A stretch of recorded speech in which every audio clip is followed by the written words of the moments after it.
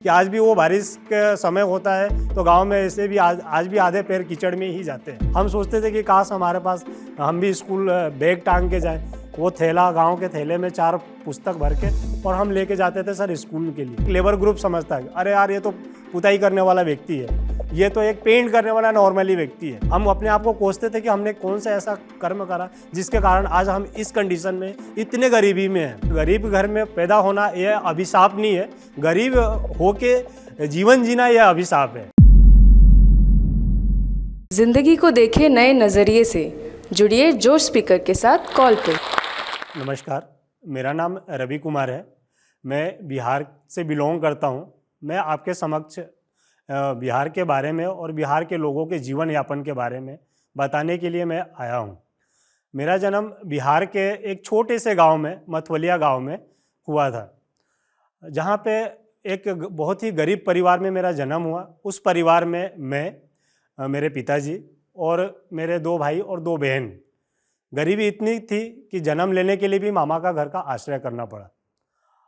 मामा के घर पे तो जन्म हो गया, लेकिन वहाँ पे शिक्षा एक अभिशाप के रूप में था, जो कि वहाँ पे शिक्षा प्राप्त करना बहुत ही कठिन काम था। मेरे पिताजी पेशे से एक मजदूर हैं, जो खेतों में कभी काम करते हैं, कभी मकानों में काम करते हैं। तो उनके पास ऐसा कोई पर्याप्त पैसे नहीं होते थे जिसके कारण हम शिक्षा को प्राप्त करें। हर माँ बाप चाहते हैं कि मेरा बच्चा पढ़े लिखे बढ़े, बट सिचुएशंस ऐसे थे कि मजदूरी 150-200 रुपये मिलते थे उनको मजदूरी, जिसके लिए तो खाने के लिए तो आप पूछिए मत कि सब्जी मिलना हमारे लिए तो एक त्यौहार जैसा होता था।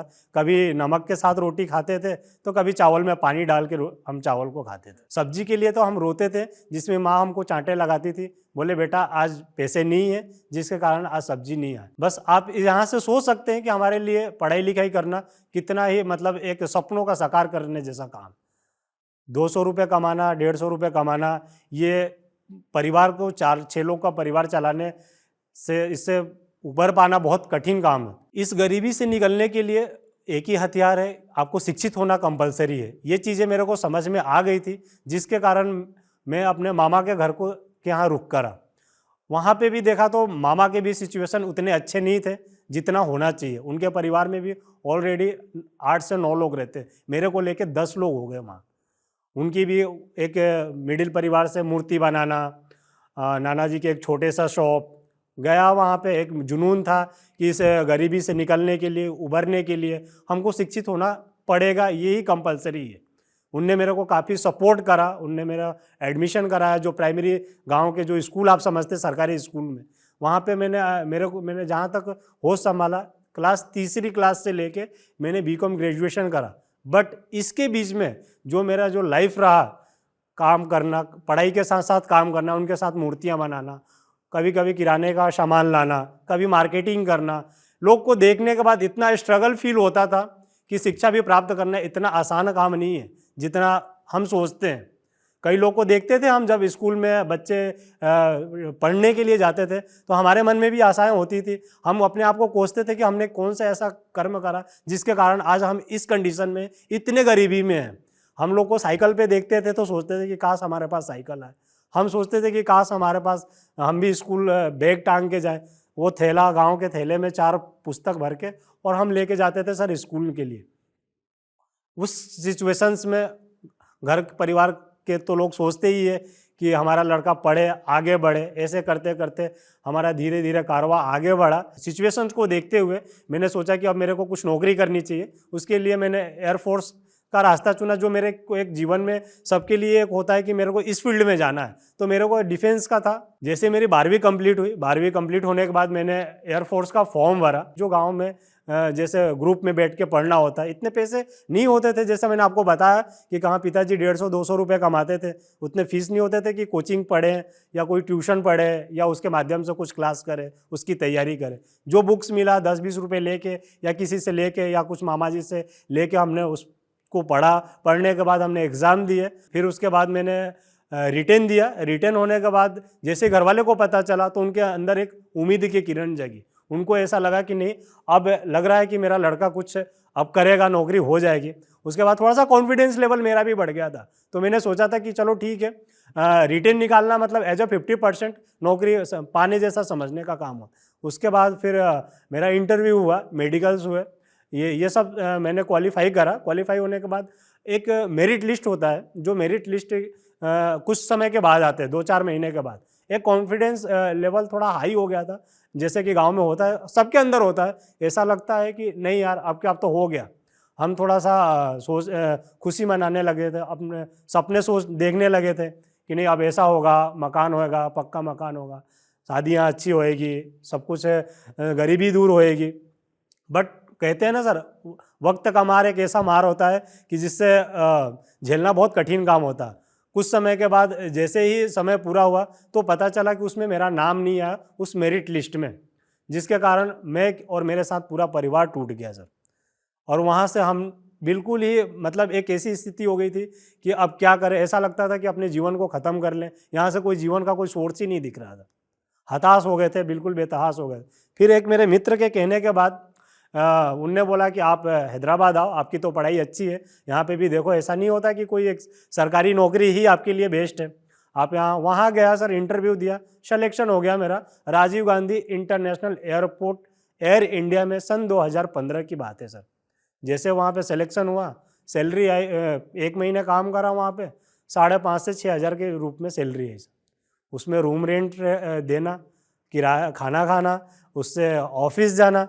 ये पता चला कि दूसरे महीने में मेरे को वहाँ के खर्चे के लिए घर से पैसे मंगाने पड़ गए। अब एक तो घर पे स्थिति खराब और मैं वहाँ काम करूँ और घर से पैसे मंगाऊँ, तो ये भी बहुत ही बेकार काम। फिर मैं वहाँ से भी हताश हुआ। वहाँ से हताश होने के बाद फिर मैं मेरे मित्र के कहने पे, मेरे भैया इंदौर की ओर बिलोंग करा। जैसे इंदौर आया यहाँ पे मेरे को मेरे भैया के मित्र ने ICICI एकेडमी फॉर स्किल्स के बारे में बताया। जैसे मैं एकेडमी गया तो वहाँ पे मैंने पेंट एप्लीकेशन टेक्निक्स का एक कोर्स चुना, जिसमें पेंट लगाने का तरीके को सिखाया गया। वहाँ पे मेरे एक ट्रेनर हैं श्री अमित सर जी, जिनने मेरे को ट्रेन कर एप्लीकेशन बताने से और वहाँ पे एडमिशन लेने से मना कर दिया था, क्योंकि पेंट एक तरह का काम होता है, लोग के दिमाग में यही होता है सर कि वही पेंटर होगा, वही पुताई करना, वही एक लेबर ग्रुप जैसा समझना।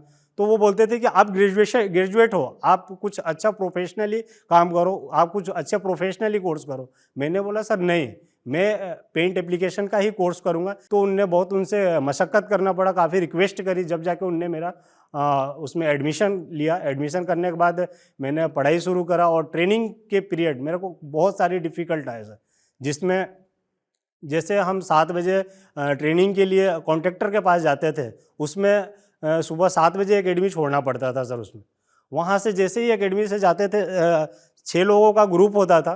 ग्रुप होने के बाद 4 लोग पहले जाते थे और 2 लोग पीछे से हमारे टिफिन लेके आते थे, रोटी लेके। कभी सर रोटी 2 बजे मिलती थी, कभी 3 बजे मिलती थी। मतलब खाने से लेके कोई तरह का कोई शेड्यूल नहीं था। बस एक ही चीज़ दिमाग में रहता था कि मैं इस गरीबी को और इस सिचुएशंस को कैसे उबार पाऊँ और इससे ऊपर उठूँ। फिर मैंने वहाँ पे कोर्स कंप्लीट करा, 2017 में वहाँ से पास आउट हुआ।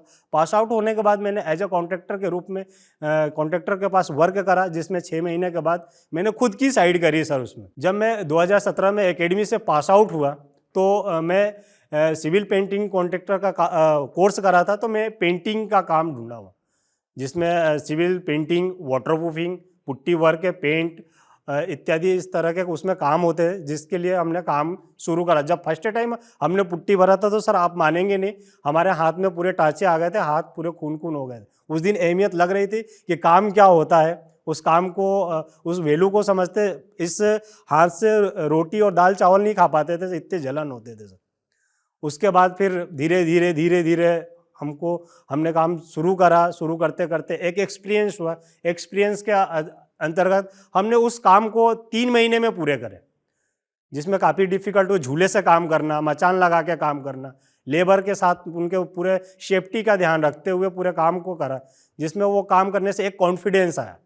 और वो कॉन्फिडेंस के साथ साथ अपने अंदर एक कॉन्फिडेंस लेवल थोड़ा सा और ऊपर ग्रो हुआ, जिसमें पता चला कि नहीं, एक काम करना, इस तरह से काम करने का एक अलग ही कॉन्फिडेंस होता है सर। जैसे ही मेरा काम कंप्लीट हुआ, जैसे उसमें हमने 1,10,000 रुपये का काम करा, जिसमें हमारे जो 5 लोग काम करते थे, मैंने उनको सैलरी बांटा। उसके बाद जो मेरे पास पैसे बचे, उसमें मैं और मेरे परिवार के लिए पहले हम कुएं का पानी यूज करते थे, उसके बाद हमने हैंडपम्प लगाया सर। और ऐसे करते करते धीरे धीरे अब उस गरीबी को से ऊपर उठने लगे हैं सर। अब थोड़ा सा लेवल अपग्रेड हो रहा है सर। इसके बाद फिर ऐसे ही हमने दूसरे काम की शुरुआत करी सर। फिर वैसी ABCD, फिर दूसरे के यहाँ गए, फिर काम के लिए वही सिचुएशंस, वही लोग, वही बात विचार, आप काम करोगे, ऐसा करोगे, वैसा करोगे। फिर भी हमने उनको कॉन्फिडेंस दिलाया, हमने उनको सर्टिफिकेट दे देते कि हम एक प्रमाणित पेंटर है, हम एक टेक्निकली पेंटर है, हम उस लेवल से काम करते हैं। फिर उनने फिर मौका दिया, उनके यहाँ भी काम करा सर। वही कहानी, 80,000 रुपये का काम। फिर ऐसे करते करते धीरे धीरे धीरे हमारा काम का लेवल बढ़ते गया सर। ये काफ़ी इम्प्रूवमेंट है मेरे और मेरे परिवार के लिए। जो पहले का दौर था, मैंने कीपैड से शुरुआत करी थी, वो भी सेकेंड हैंड फ़ोन थे सर, मेरे नहीं थे, बट मैंने किसी से परचेज करा, सेकेंड हैंड फ़ोन था, क्योंकि समय चेंज हो रहे थे तो दूसरे को देख के अपने अंदर भी वो हो रहा था कि अरे यार मेरे पास भी फ़ोन होना चाहिए। बट वो सिचुएशन नहीं थे कि घर वाले को कोई मेरे को 1500-2000 का मल्टीमीडिया सेट दे सके या कोई मेरे को फ़ोन दे सके। सेकेंड हैंड फ़ोन परचेज करा, उसके बाद धीरे धीरे काम करते करते मैंने स्मार्टफोन करा। और सर आप ऐसा सोच सकते हैं कि ये iPhone 13 सर, जो आज के डेट में मैं इसको यूज़ करता हूँ सर।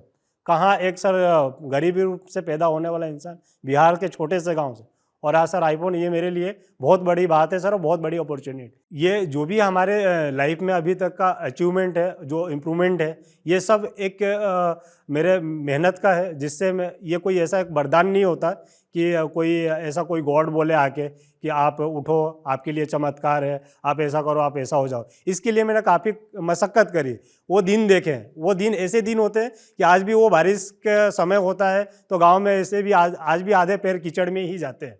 तो वैसे वैसे उस सिचुएशन से वहाँ से उठे, अपग्रेड हुए, मामा के घर पले बड़े, वहाँ से पढ़ाई करके हैदराबाद की ओर रुख करा। वहाँ से नहीं सक्सेसफुल होने के बाद फिर मैं इंदौर आया। इंदौर आने के बाद मैंने एकेडमी से पेंट का कोर्स करा। पेंट का कोर्स करने के बाद, ट्रेनर से ट्रेंड होने के बाद, फिर मैंने पेंट का काम करा। एक ऐसा काम जो आप समझ सकते हैं कि कोई भी एक लेबर ग्रुप समझता है, अरे यार ये तो पुताई करने वाला व्यक्ति है, ये तो एक पेंट करने वाला नॉर्मली व्यक्ति है। उस सिचुएशंस में अभी तक का इम्प्रूवमेंट ये मेरे लिए बहुत ही बड़े मायने रखता है। तो जैसा कि आप सोच सकते हैं कि गरीब घर में पैदा होना यह अभिशाप नहीं है, गरीब होके जीवन जीना यह अभिशाप है।